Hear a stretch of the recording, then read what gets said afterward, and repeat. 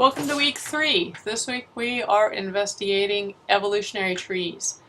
Next week, in week 4, we're going to build trees using protein sequences and explore evolution at the molecular level and how it results in different evolutionary hypotheses through trees. So let's talk this week about what evolutionary trees are. Once you start looking around, evolutionary trees are everywhere. In fact, I've got a wiki up that you're going to post your favorite evolutionary tree in this week at some point. I will throw some in there as well, stuff that I like. So what is an evolutionary tree? We're used to thinking in terms of humans. We see trees all over the place. And trees have things like roots and branches get smaller, or they are more closely related to each other. It's exactly what an evolutionary tree is. So something like this out here indicates these two things share a common ancestor.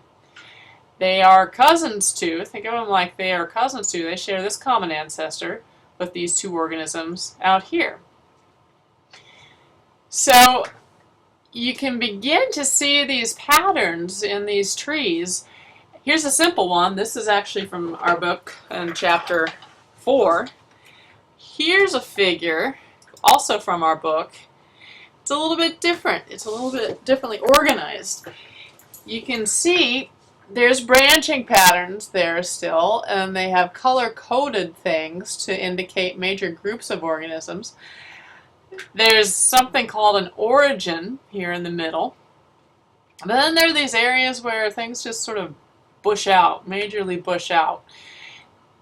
That's an area of lots of work that we're trying to figure out. What's the relationships among the organisms there? So they all come back to the same point, indicating we don't know yet enough to confidently say what's happening there.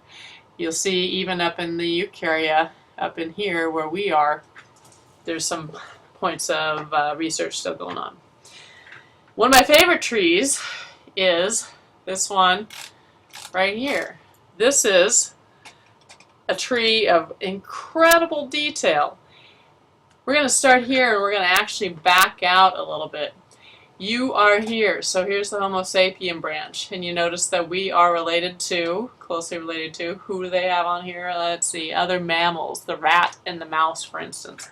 But as you back out of this, you begin to see more and more relationships.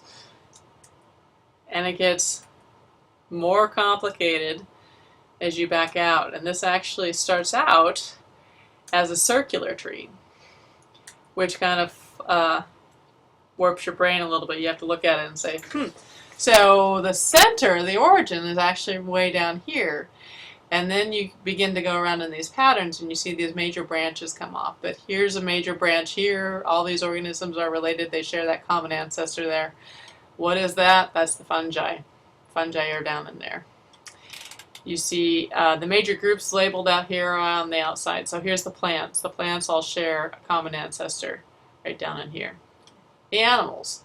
We all come back to sharing a common ancestor back in this place here. And we even share a common ancestry with the fungi in this point here.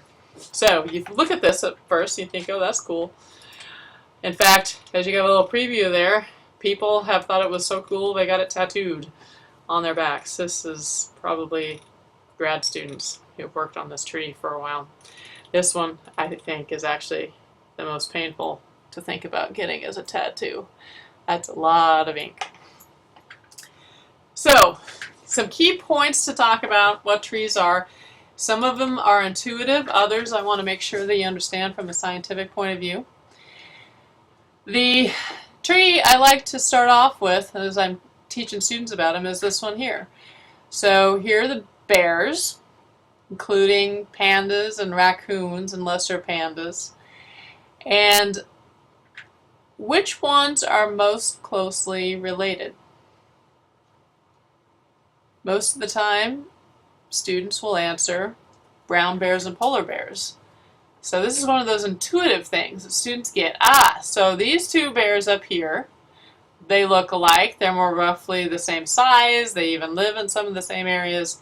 And they share a common ancestor that is more recent than these bears share with the other groups of bears. Sun bears, sloth bears, things like that, Asiatic black bears. So you can begin to use your intuition here to figure out branching patterns and realize, oh, over here, this is time. So branches back here mean older ancestors. So pandas branched off from this group that went on to split into all these bears. They're not exactly like all these bears. They have some very different traits that are different. And then you go back a little bit further. Here's the branch with the raccoons and the lesser pandas.